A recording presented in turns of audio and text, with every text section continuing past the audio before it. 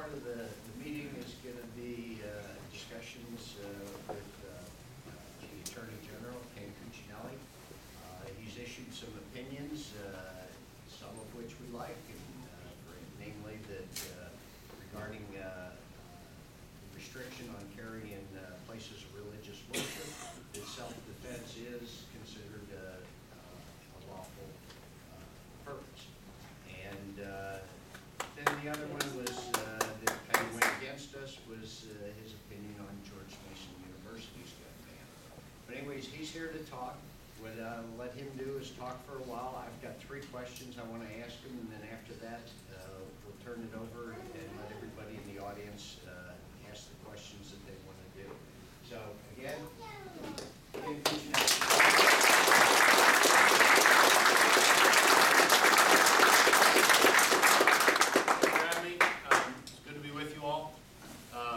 First, I got a couple things I want to touch on. One, the role of the Attorney General. 2, the last time I was here with you all, three years ago, and my own mistake as well.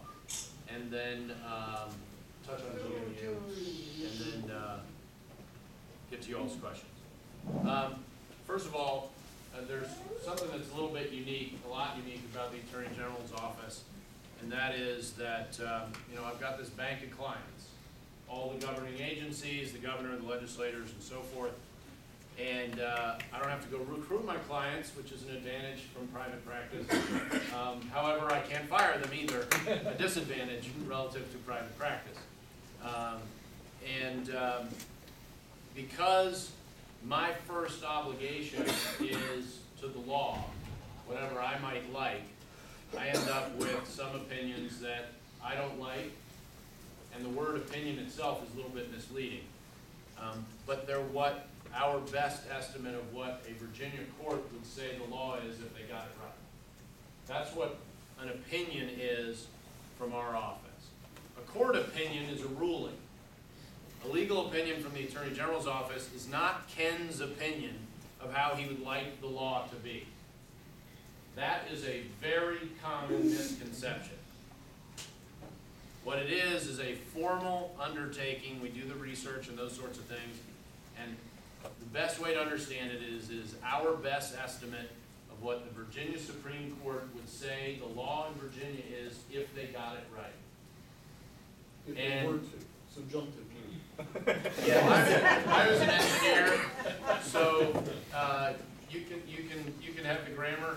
I have 7 kids. The first 5 are girls. The youngest is 9, and she's better at grammar than I am. I'm not breaking your grammar. I'm making an observation about how the court actually rules.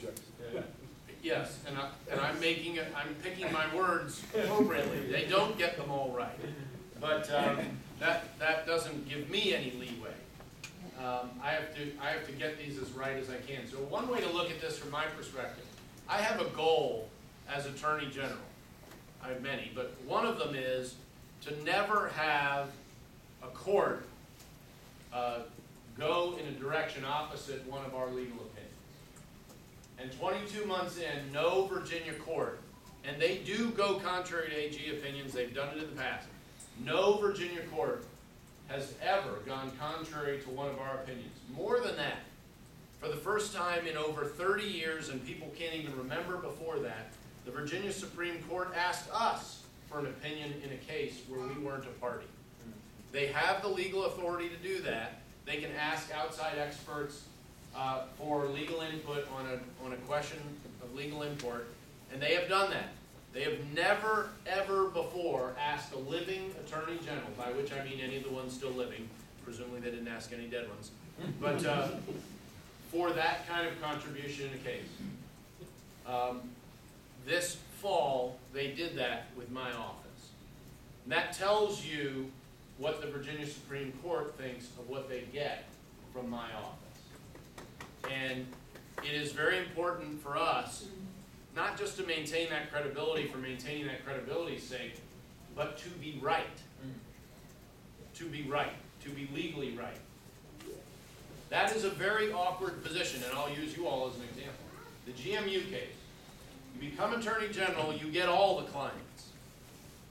And if you can defend a position of your client with a straight face, the lawyers would call it the straight face test. There's a legitimate constitutional defense for the position they want to take. Lawyers advise, clients decide.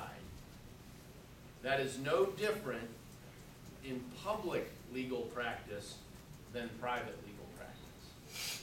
The only time I can break from an ordinary client relationship when they want to make a decision that I don't like is when it literally cannot be ethically defended in court.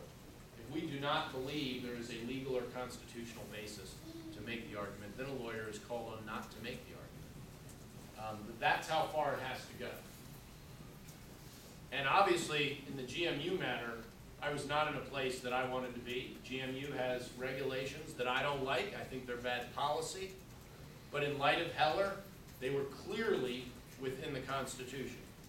The more open legal fight in the GMU case was really about the Virginia Constitution and the self-executing nature of the rights at issue. And that was resolved in the way we thought it would be. And while we're in the case, and I had discussions with a number of you while we're in the case, I cannot undercut my client by going out and saying something like, yeah, I'm doing this because I have to, but I think they're crazy. But the case is over. So I did what my job called me to do, but I think they're crazy. I don't mean literally crazy, but I think the policy they have undertaken does not achieve the goals that they've set, i.e. canvassing. I don't think they achieve them the way they've gone about it. Now,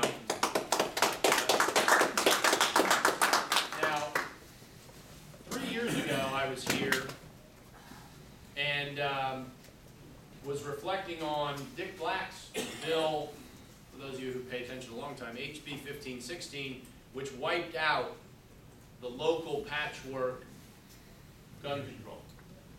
So that local governments couldn't pass their own gun control statutes. We're a Dillon Rule state. It means the General Assembly has to give permission for many things to the local governments to do, and they took that one back. Now, when I was in front of you all, I made a legal mistake. I thought the bill we passed 3 years before required any entity in Virginia to go through the General Assembly to address gun laws. And I spoke accordingly, which is why I thought GMU at that time couldn't do what they had done with the regulation. But my mistake, and it was a mistake, was that it only applied to local governments. It doesn't apply to state agencies. So we continue to wrestle with state agencies. I will say, you know, when I was a senator, I was working on parks and state parks and forests, those kinds of things, and carrying in parks and forests. And I got an opinion from then Attorney General Bob McDonnell about one of those subjects, which Tim Kaine refused to allow VCR to put into effect. And when Bob McDonnell became governor, he put in process the removal of that regulation that in his view as AG and in my view was contrary to the law. And so he's cleaned that out. So you know, these elections have consequences. And nonetheless, when I was here, you know, I think it was December '08, I don't remember exactly, but it was a long campaign. I got that wrong. That was my fault. I hadn't, you know, pulled the bill back up before I went over here, but I got that wrong. And that's my fault, and I noticed that's caused a good bit of discussion, and that's legitimate, and I understand that. There's really not much more I can say to you than I remembered the bill inaccurately and got it wrong. Not particularly helpful to my comfort level to have gotten it wrong as it relates to GMU, which I walked into the AG's office and had this case already on my desk. Not a really comfortable position. And I've touched on GMU. I would also mention what I've learned in going through the opinion process as it related to UVA, moving to a different university, both alma maters of mine, by the way, one of which would disclaim me at the moment. But they don't get to do that. I hid my degree so they couldn't come find it. the policy question versus regulation at the University of Virginia, and how policy doesn't have the force of law, particularly when it bumps up against something like the concealed carry right, which does have the force of law. One thing I learned in that process is that, and I didn't know this before, is that the universities have managed to lobby themselves through the General Assembly what amounts to an abbreviated regulatory process that isn't like any other state agency. They don't have any of the public notice comment type of requirements that all the other agencies have to go through. Now, I don't know when they finagled this. I can certainly guess why, because gee, it's so inconvenient to actually participate in democracy, at least for the high and mighty in the ivory towers. And that's where we are right now. I don't think there's any good basis for that. I don't think there's a good basis for a number of things our universities do, but this is one that's put in statute that just certainly ought not to be in statute. If they're going to have this regulatory authority and to a certain extent covering some areas, they're going to, it really ought to be curtailed by the General Assembly. And not so much curtailed, they shouldn't be treated any differently than any other state agency as far as the extent of their authority goes. But some of you I know have been concerned, and as I have been, with the fact that UVA just popped right into the regulatory pipeline, if you will, once they got my opinion. And that's when I learned what that process for them and just them entails. And it's a lot less than it does for every other part of state government, which I don't think is defensible as a matter of governance. But it's there at the moment. That could be changed. Those are the main points I wanted to hit with you all, kind of the mea culpa in my 3-year-ago statement. But I would point out a couple of things that I'm going to comment on earlier notes. The 2020 Senate. It isn't so much that the Dems were voting against good self-protection Second Amendment bills as that they were breaking their own rules to kill these bills. You know, there are a lot of people who don't like the subcommittee system in the House and that bills can be killed in House subcommittees. But you know what? It's in their rules. It's in their rules. It's part of what you got when you voted for Republicans who are going to be in charge and writing the rules. They have followed their own rules. On the Senate side for the last 4 years, the Democrats didn't change the rules and then ignored them. Even before the 2020 tie, you have what amounts to a friendly, if you take all 40 of them, Second Amendment Senate. I think if you put them all on the floor. When the bills get to the floor, they do pretty well. I don't know the exact numbers, but they do pretty well. It's the committees where they were killing things. And the newly discovered subcommittees, who had newly discovered and not written anywhere powers to kill bills, where they were killing things. And this was a Saslaw maneuver primarily. He drove this. My prediction here is he will not be the minority leader. He will be out of Democrat leadership. My guess is Donald McKeachin will be the leader for the Democrats. And as liberal as you thought the Democrats were when they had 22, they're going to be more liberal at 20. That will be kind of interesting to see. Their caucus dynamics are really something to behold. It's really kind of a cage match in there. And I think Saslaw is just going to say, forget it. I don't even think he's going to put up a fight. But they're not going to make the rules, and they're not going to enforce the rules. For at least the next 2 years, the Republicans are going to do that. And I would be astonished, even the Republicans that I've had run-ins with on Second Amendment issues when I was in the Senate, if they don't follow their own rules. They have a big leg up on the Democrats because the Democrats didn't follow the rules. There's real moral authority there now to tell the Dems, even at 2020, no, you don't get committees. You're down 8-7 on all of them. And I think they're going to do that.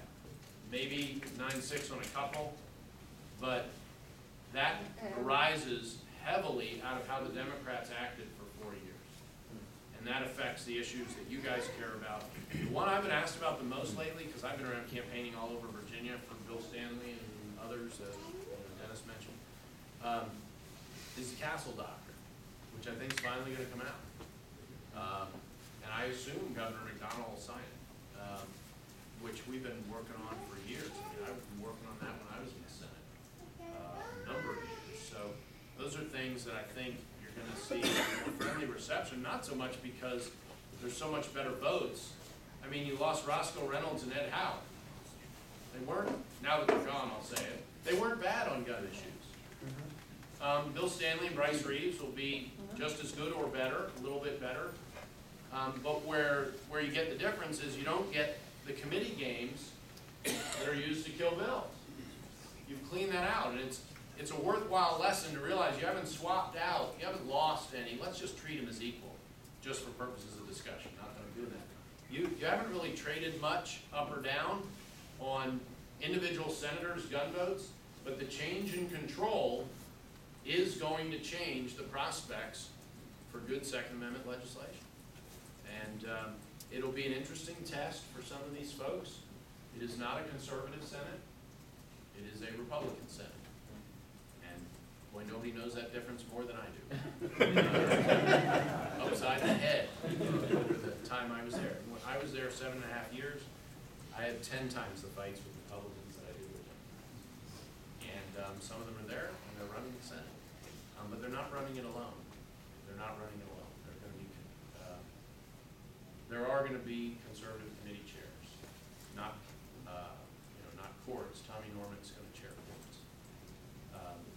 And Tommy isn't 100% on board with our issues, but he's actually gotten pretty good because of the support of the pro-gun community over the years.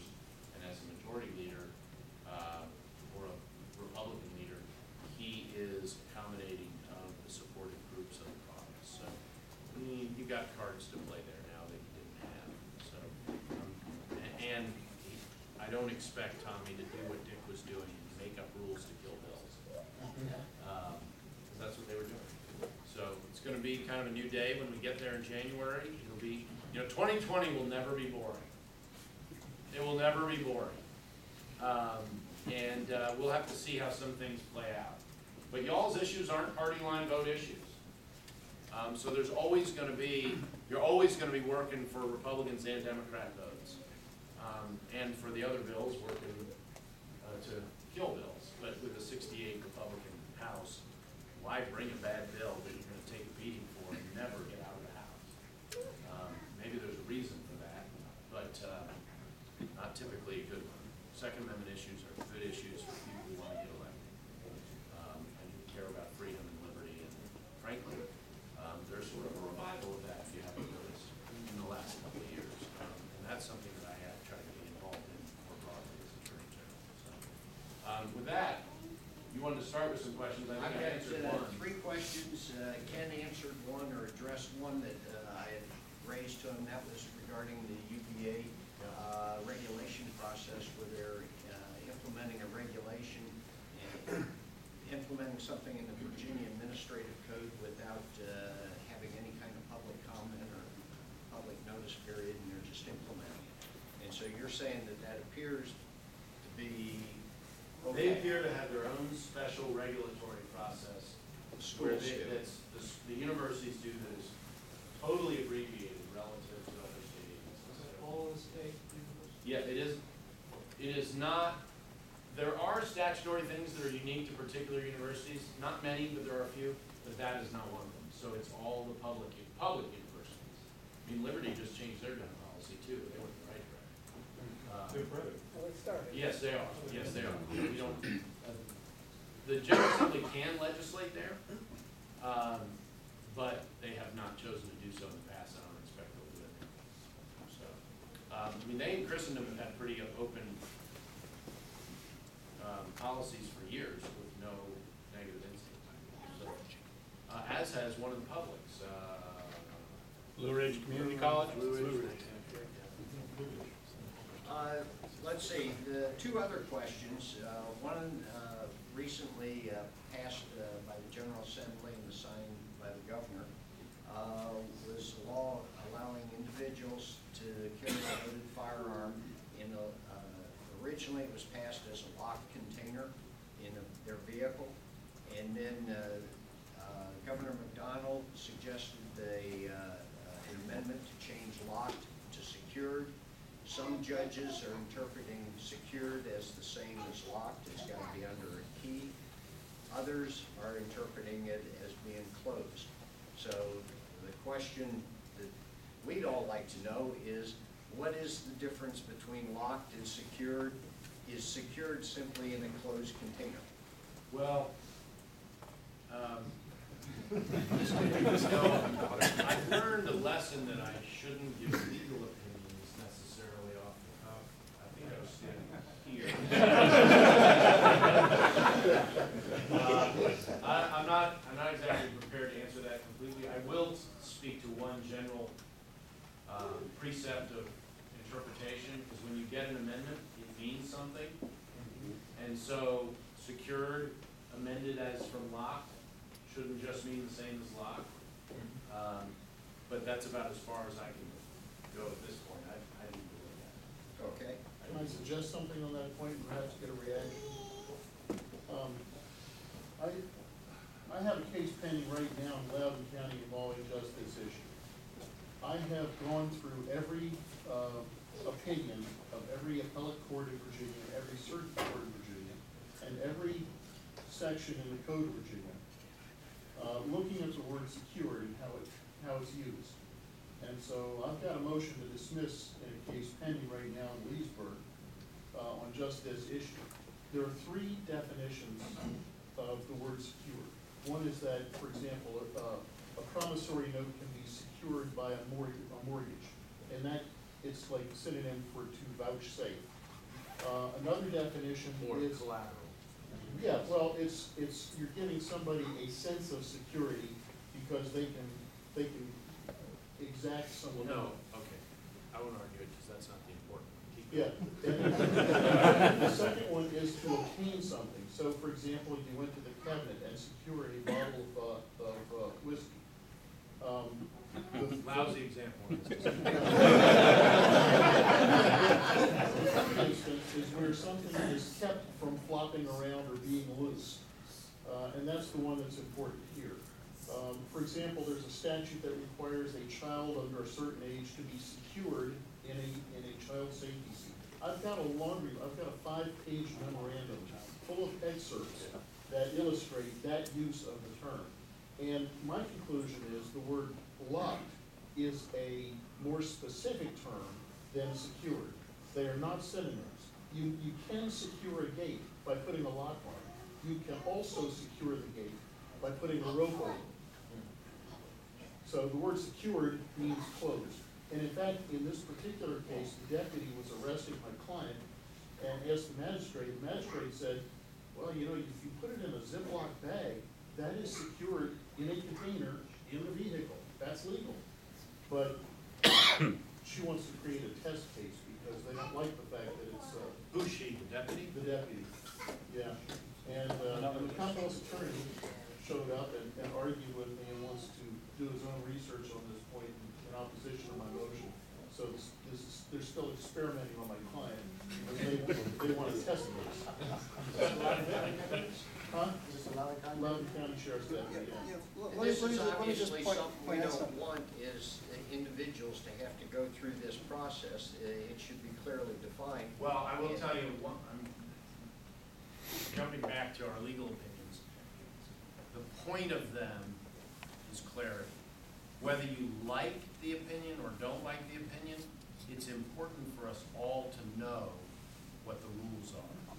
We all have to know that. It's not fair to play gotcha with the law.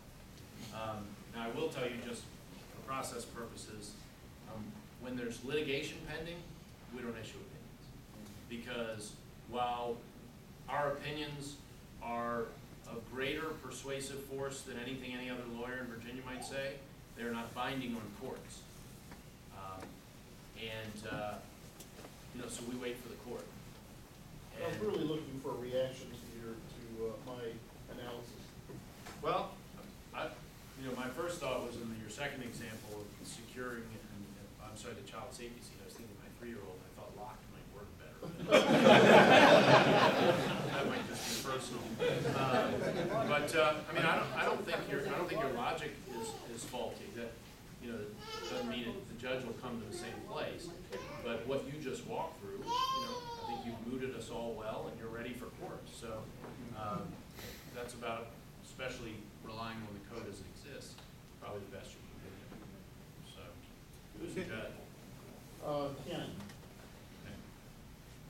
And I'll tell you, on the expression on her face, she was ready to rule that moment after she read like 10 pages of stuff. You know, nobody files this stuff in the general district court but me.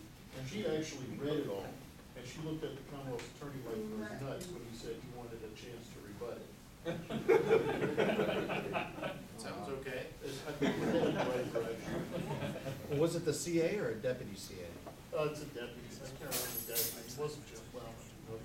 Yeah, but for one like that, ultimately the CA makes sense. Josh Stewart was the deputy. Ken, when the governor asks for an amendment like that on that language, does he also issue a memorandum in support of it or something of that nature? No. He will sometimes issue just a statement and say, this is why I'm doing this. Sometimes he even checks with us first. Well, the legislative history is not admissible, No, it is not in Virginia. but Webster's Third International Dictionary is admissible. Courts rely on it. They will take judicial notice of it. Yes. Yes, one of my favorite founding fathers, Noah Webster.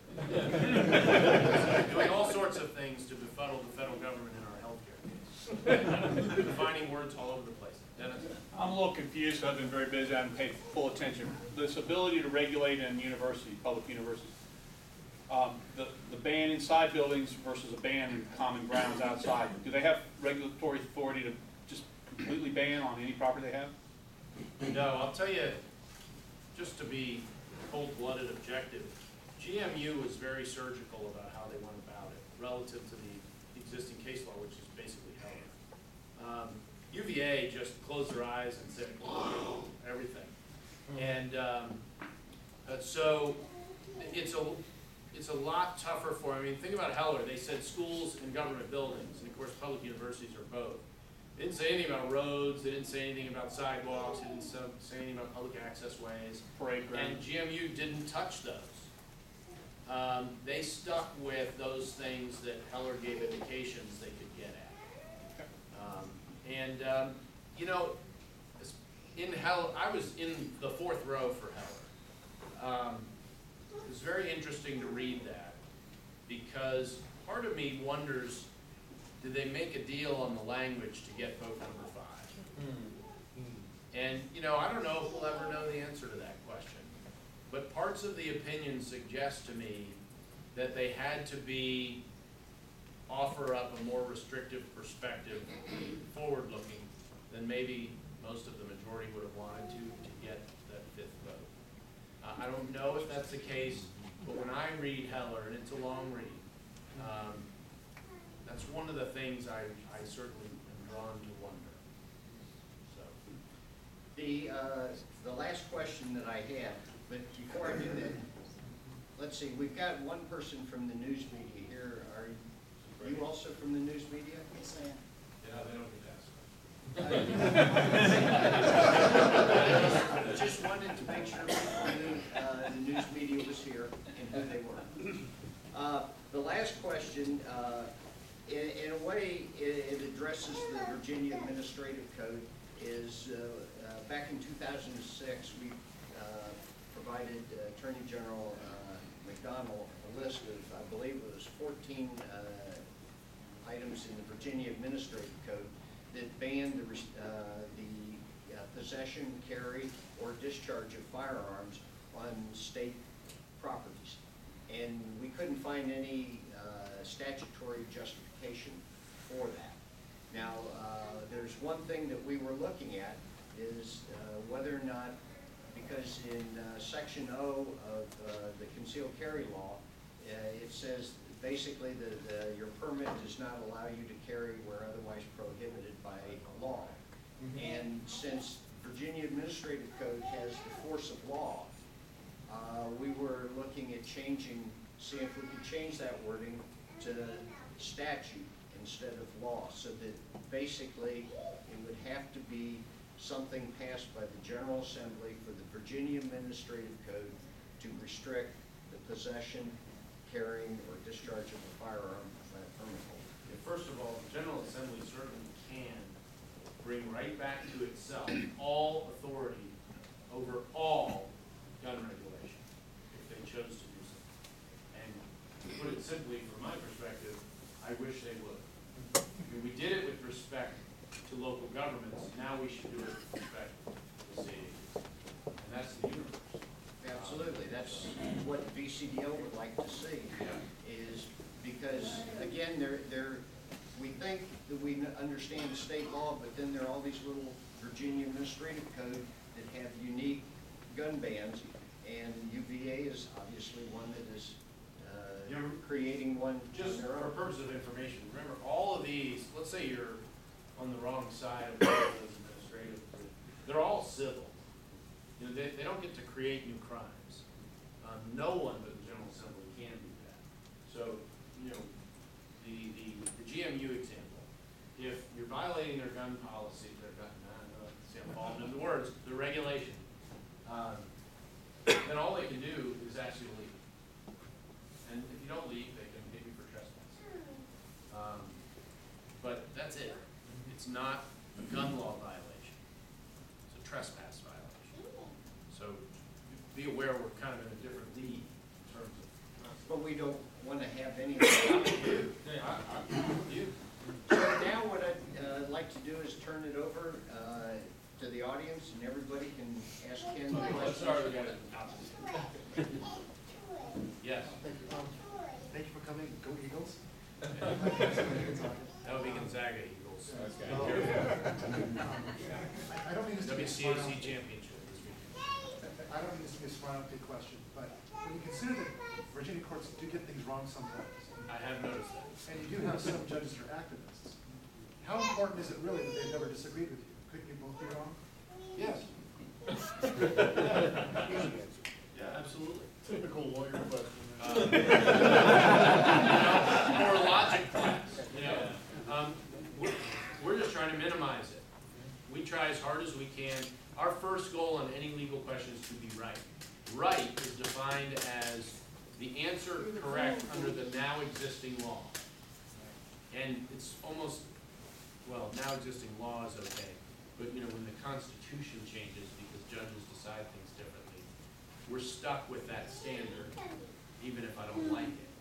But that's the standard we're operating under. And we, you know, again, I have great fidelity to the law. It's, I believe, the first obligation of my office. And I won't sacrifice that for anything, because I don't think that helps anybody. You know, if you think you can get cheap, easy opinions your way because your guy's there, what the heck does it mean when the next person's there? They owe the same obligation. And I will use a now live example. U.S. Attorney General Eric Holder. And not the one you all talk about the most, Fast and Furious. The Defense of Marriage Act. And I'll use this as an example for this reason. For the first, 18 months of his tenure, his name was on the defense of the Defense of Marriage Act. That tells me that he and his department believed there were legitimate bases to defend the Defense of Marriage Act, which I believe there clearly are. As the sitting Attorney General, to not defend it, as they decided to do going forward, I already told you the standard. You can't have any legitimate argument on your behalf. That's the job he signed up for, and he abdicated it. That is not doing your job. That is not fulfilling the duty of that office. If you don't want to defend that law, quit. Resign. Otherwise, do the job that you said you'd do. And he Yeah, hasn't. you say that because you have moral standards. So I'm not a lawyer, so I don't have to bow to courts intellectually. Maybe I do with the guys with the guns. And here's my question. And I asked Alan this question a couple years ago. If the Supreme Court in between November 2012 and January 2013 decides a case in which it says that a 29-year-old can legally serve as president, why do people in the executive, the guys with the guns who go out and enforce the court decisions, why don't they have their own constitutional duty and right and power to say, your decision is just your opinion, it's not correct, and we're not going to enforce it. In fact, Andrew Jackson did it, and he was a hero. Andrew Jackson did do it. He didn't enforce one of their rulings, famously saying Chief Justice Marshall has his opinion, now let him enforce it. I would note that the refusal to enforce, and I'm not casting judgment, Andrew Jackson is a very interesting character historically, that is one of the ways you get a balance of power. That is part of the separation of powers between the executive, judicial, and legislative branches, or as Chuck Schumer would say, between the executive, the Senate, and the House. He has a different separation of powers, than most of the rest of America. You know, that exists out there. People ask me about state equivalents of that. Again, as a sitting Attorney General, I can't advise people not to obey the law, and including to enforce it. And in Virginia, that means the governor. But people run for Attorney General all the time as the top cop. Those of you who remember my campaign, you will remember that didn't happen, because I'm not. The state police work for the governor, the chief magistrate of Virginia. It is an old, it's just a political marketing trick. And I refuse to buy it. It's intellectually slippery, and I just can't. I slept better without it. Let's put it that way. And it turns out, it worked out just fine for us. So, yes, sir. I was a delegate at your convention where you Tom Brownlee, sister, Bobby, told about this very hard. Sister or wife? I thought it was sister. I could be, that's what she told me, I mean. Oh, all right. Well, I'm actually going to lie about that. Hopefully not a girlfriend. His wife pulled a lot of votes for me. Her argument, by the way, I was thinking, wow, maybe she should. Her argument was that you had never been a prosecuting attorney.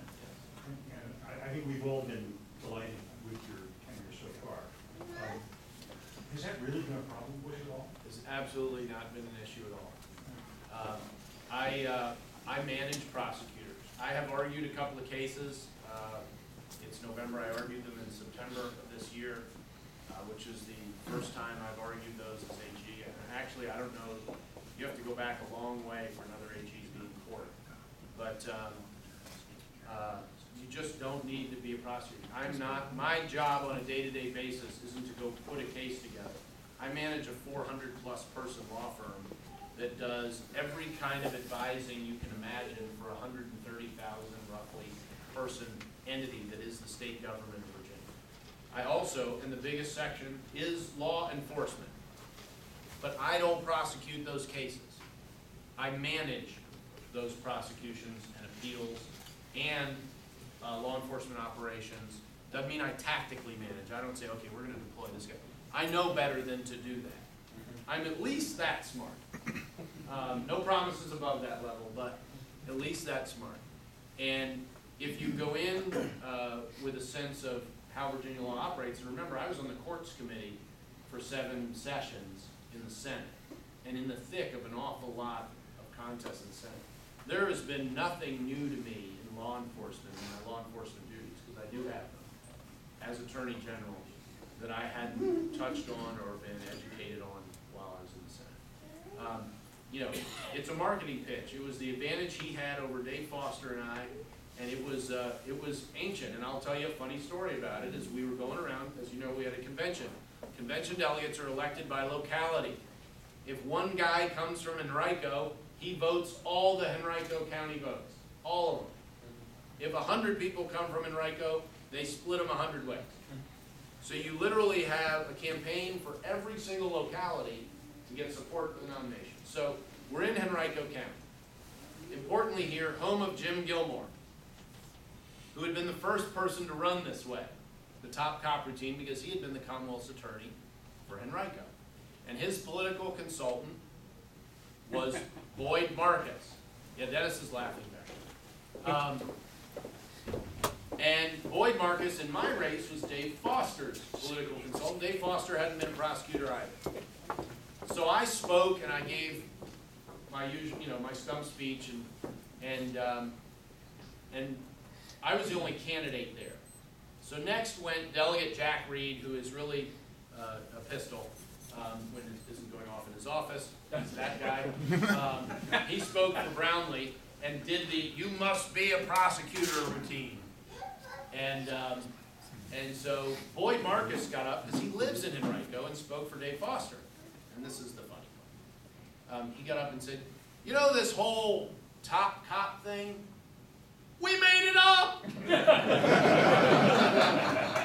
I ought to know! I made it up!" This is Boyd giving the speech. I wish I'd stuck around for it. But, and he went into the whole spiel about why it happened. It's good marketing. It's great marketing. I mean, the most prominent endorsement that I had in terms of our advertising was the Fraternal Order of Police. Because it matters to people.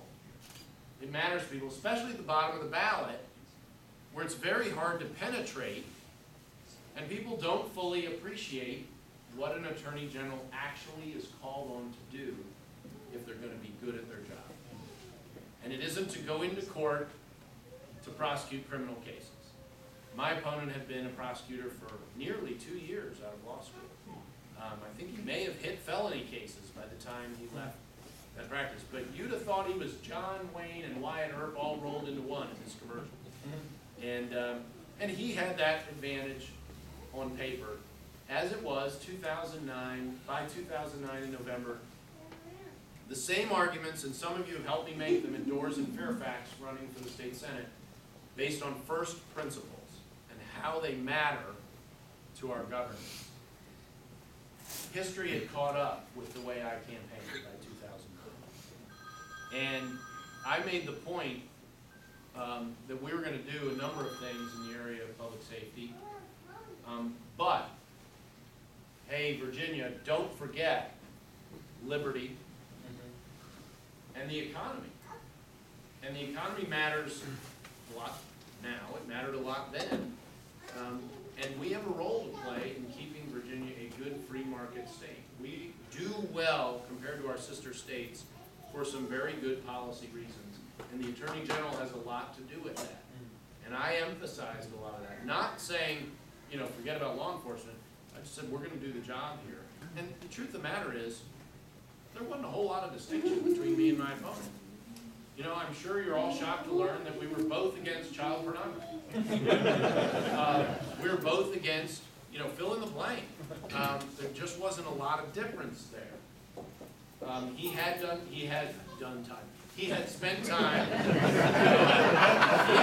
Straight to 12 reporters going. He had spent time as a prosecutor in Fairfax, and that was a distinction. And it is not your relevant experience for the job, but you're not going to do that job as Attorney General.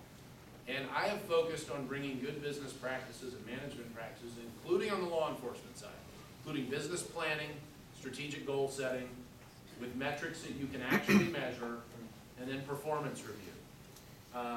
And I'm a little surprised with how much room, frankly, there's been to bring those kinds of practices to bear in the Attorney General's office. And we have focused an awful lot on that. So, yes, sir. Two things, Mr. Attorney General. First off, thanks for coming. One thing that you said about the Senate becoming 2020 is that they're going to be even more liberal, and in the context of gun rights, Well. somewhat. No, I think the Democrats as a group. I'm sorry. You're right. The Democrats are going to be more liberal, and in the context of gun rights, that somewhat disturbs me because I'm a liberal, and you see what I got. Yeah. Liberal does not necessarily mean anti-gun nor anti-moral. Yeah, well, we can debate. a comment to Eric Holder specifically. Since Dick Saslaw and Sarah Marsh have broken those Senate rules, why could your office not? Because it's their rules. The Senate governs itself, the Constitution says. That is all hermetically sealed within the Senate. Some of them, to demonstrate their respect for the rule of law, would tell you that's the rule of 21. Think about that a moment. Whoever has majority of votes makes the rules. Do you remember Calvin and Hobbes? You ever read that comic? Yeah. Remember Calvin Ball? The rules of Calvin Ball were whatever Calvin said they were. And they changed in the middle of the game. And they were playing Calvin Ball. But they had the authority to do it. They had the authority to do it. Calvin Ball has one firm rule. They never play it the same way twice. Well, that's true. Yes, ma'am.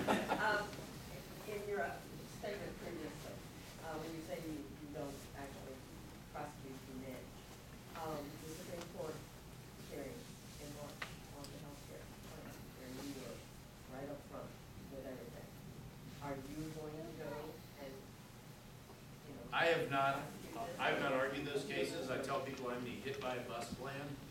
The Solicitor General has been arguing for Virginia. Now, just so you know, Monday, the Supreme Court said they were going to hear those cases. Virginia's was not one of them. We're in conference next Tuesday. Our case is in the conference, and that means the 9 justices will sit down and talk about our case on Tuesday. Interestingly, this shows you how much they love me up there in Washington. They filed all their briefs in all the other cases early, except Virginia's.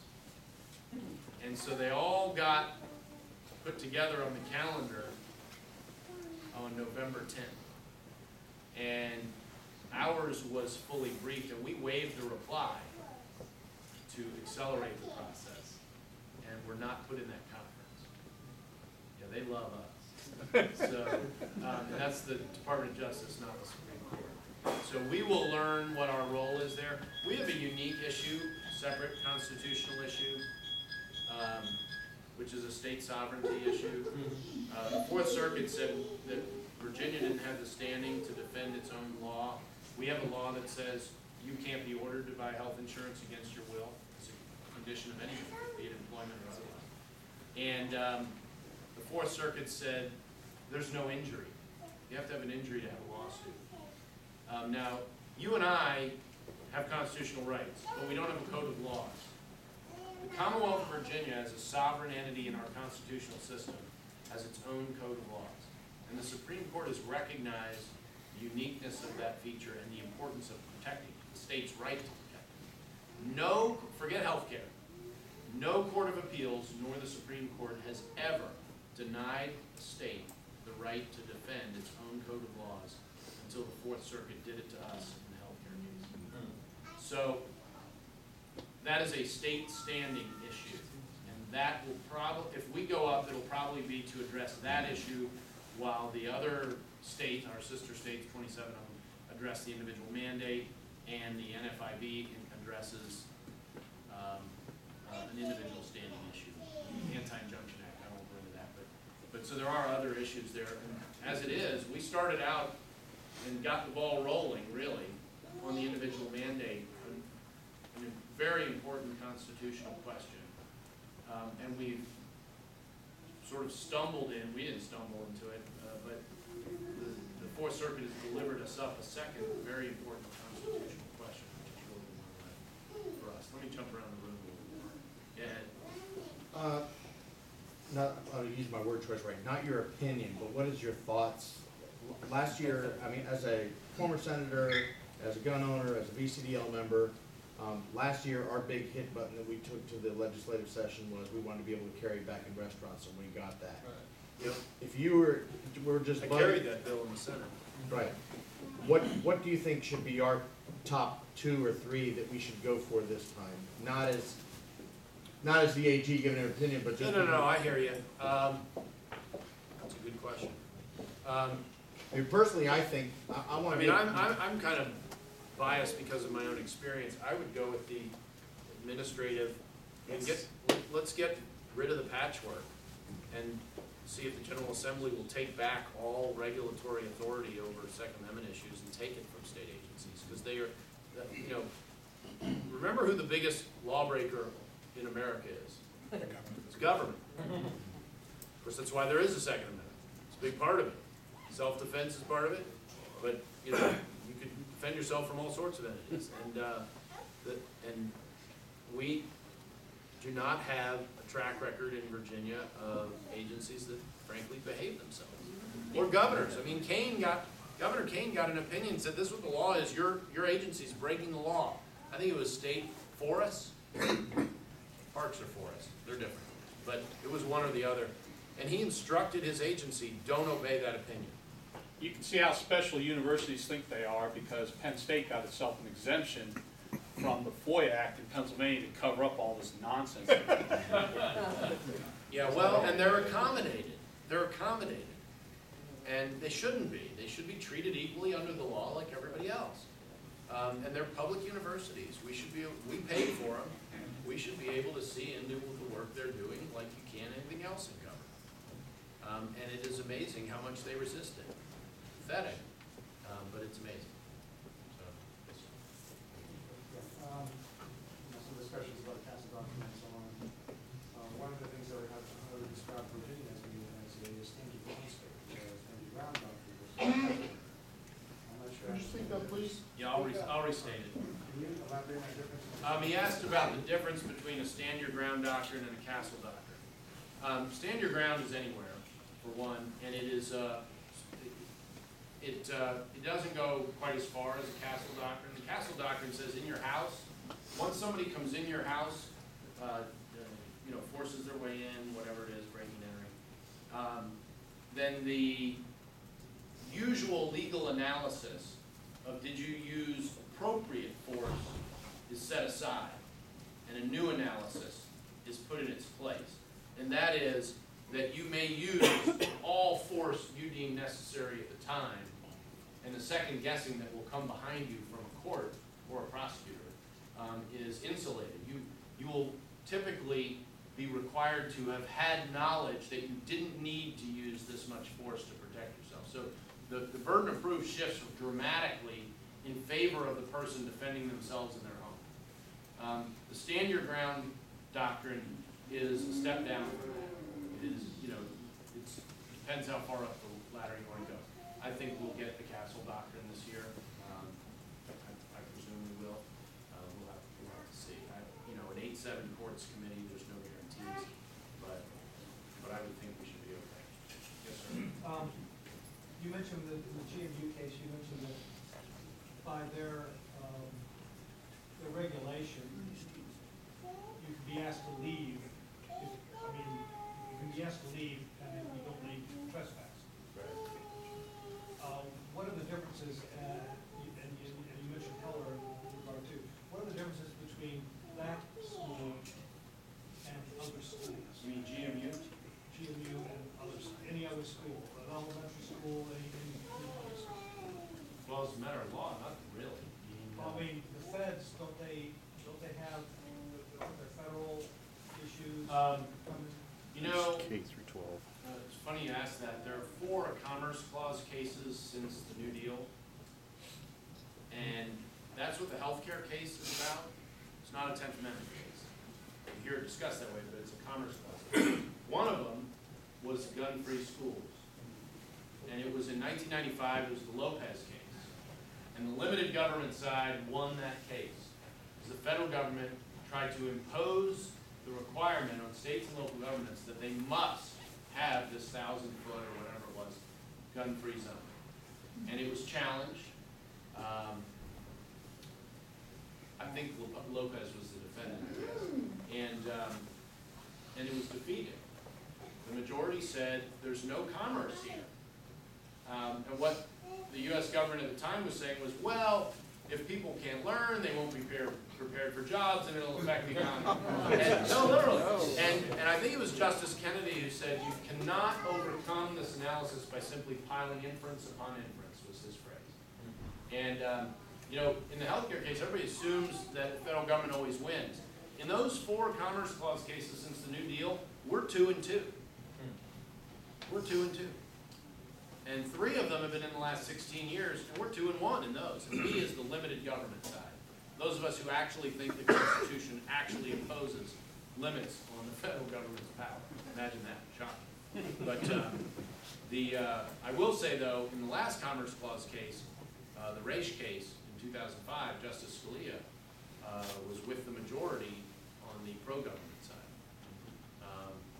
And that Raich, R-A-I-C-H. So that, you know, I'm paid to be nervous about some things. That's one of the things I'm nervous about. So if somebody goes in armed to an elementary school, what is their liability? Well, we have some state regulation on that, and the state is allowed to regulate. The federal government can't tell us to. And honestly, I know there's restrictions. If I cited you some, I wouldn't get others. I mean, I know you can come pick the kid up now and keep the gun in the car, that kind of Well, thing. But yeah, I know how that reads, but I mean, I guess what I'm confused about is going into a GMU building as opposed to going in an elementary school building. Is it the same? Yeah. Now, I'm really working from memory here, so. I think the difference is there's a statute. Virginia Yeah, has a that's what- statute, a law. With respect to it's education. a Class 6 felony if you carry a firearm on school property, except for some exceptions. That's K Okay, through 12. Whereas Yeah, that's what I GMU is under Virginia Administrative Code. So Yeah, they there's set their 2 own rules. different things. One's a statute and the other is a You've got a regulation. statute in place, you can have criminal It penalties, says K through 12. regulation, you Is can't. that what it says, K through 12? Yeah. How about a thing?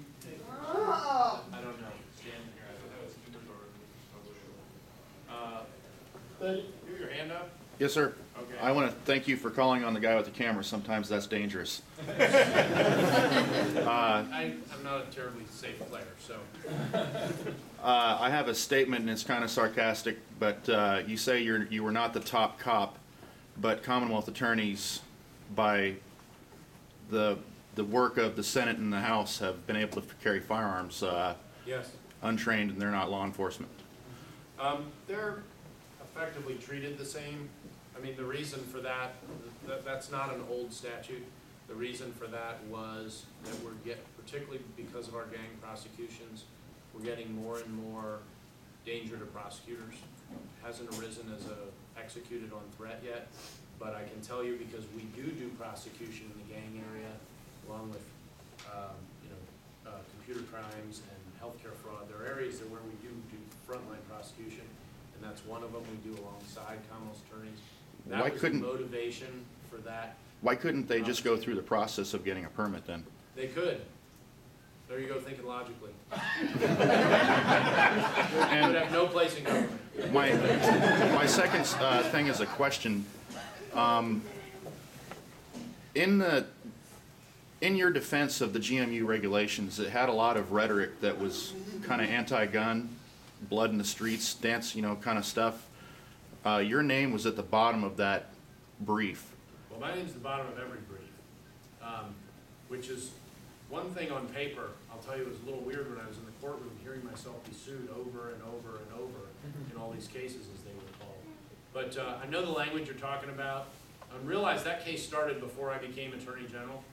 And what ended up happening is the brief used, I guess it's from October of 2009, I think that's the time frame when the case was being considered by the Supreme Court for whether they would grant the appeal, meaning hear the appeal or not, was just reiterated. And he's not here, but Phil Van Cleve brought that language to my attention, and I read it, and I was pretty shocked by it.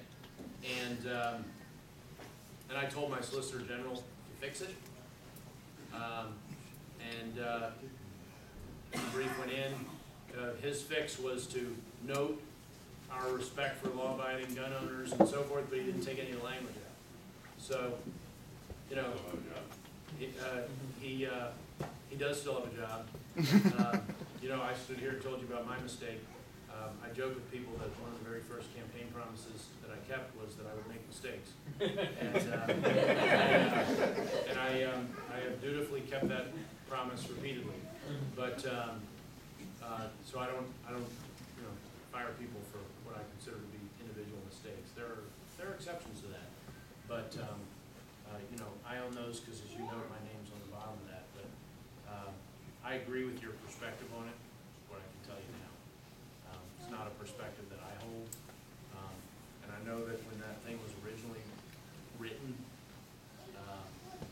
they were just throwing in everything in the kitchen sink they could think of. And that's not me personally asking that question. I've had many folks ask me to ask that question. You're not the first one to ask me either. So. And I thank you for coming But now tonight. that the order's out, I can actually talk about it. Yes, sir. Yes, and you mentioned early on that these folks are clients and you're more the attorney. Yet, I think in this case, didn't the people who drafted that information, weren't they You talking about legally GMU? your employees? Yeah, Talking about GMU? yeah. Yes. Yeah, that's my point. That's the brief. But, so some of these folks are not just clients, they're also, you have some responsibility for them. Well, the lawyers, sure. Yeah, what I'm wondering about, I've run into this before in the federal government. Might there be some way of better organizing all these hundreds of employees you have, many of whom are in positions where they're more likely to listen to the client than to whomever is supervising them? One of the management challenges for an attorney general is client capture. And there are all sorts of ways this happens. It comes down to the individual attorneys. But, we have, most of our lawyers are in the Richmond office. University counsel are often located at the universities. And they develop somewhat independent relationships. We want our lawyers to develop relationships with their clients, but we always want them to remember that they are the attorney for the client, not the client's representative to the attorney general. And that is sometimes a battle. It is one I'm cognizant of. And that, I won't single out examples.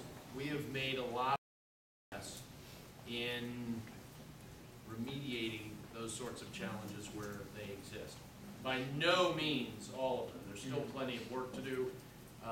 But these aren't things you flip a switch and change. And when I was talking about business practices and changing management structure and approach, this is some of what I was talking about. I'm going to take one more, and then I'm going to actually go home, if that's okay. Yeah. I was listening to your comments earlier, and it occurred to me that I'm sort of tying together two streams of thought. I made the same mistake with respect to 15.2-915 that limits the power of local governments. But the title of that statute makes it sound like it applies to every government agency. Yeah. But then there's a statute that says catch lines are not part of the law. So that doesn't apply. So it's just localities. Right. And that statute incorporates authorities as well as localities. And there's two kinds of authorities. There are authorities that are public, governmental agencies. There's other authorities that are simply set up to manage something. The Dulles Airport, the authority. Yeah, that they manages- typically have, they're treated as political subdivisions, even though they're not counties and cities. Right. Yeah. So as to those guys, 15.2-915 applies.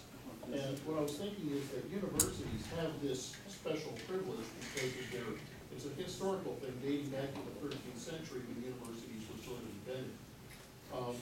They exist essentially as municipal corporations. It's fairly new wrinkle to call them a public agency or a state agency. Right.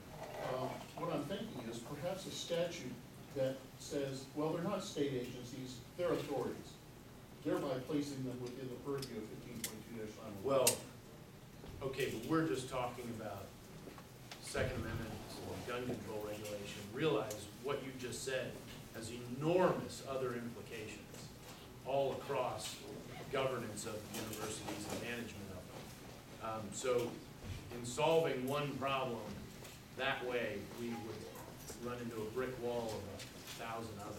An alternative would be to say they're local governments, they're municipal corporations, just like the city of I Fairfax. just kind of like bringing all state agencies' authority to deal with this issue back into the General Assembly. Then they're accountable. I mean, you don't vote for bureaucrats. You vote for senators and you vote for delegates. And, you know, just like we did this year, you vote them out. It's hard to do, doesn't happen a lot, but it does happen. And it's amazing how motivating seeing your fellows go down is in your voting record. I'll tell you, it changes behavior. So I want to, on that front, I want to commend you all, particularly for your grassroots organization and approach and contribution. You know, I've seen NRA, I know there's others here, you know, they're kind of the 800-pound gorilla. They don't put anybody on the ground. And as somebody who has run in 4 races and been outspent in all 4 races and won all 4 races, I can tell you it's because of people on the ground who share my commitment to the first principles of this country that really have made us exceptional, even though some people would either like to claim we're not or would like to stop us from being so. And, you know, those are battles that aren't going to end anytime soon. So I really appreciate you all weighing in to these issues and others, and to making it matter in campaigns, where, you know, the ultimate accountability in our system resides. So thanks very much. I appreciate you having me here tonight, and God bless you all. Thank you.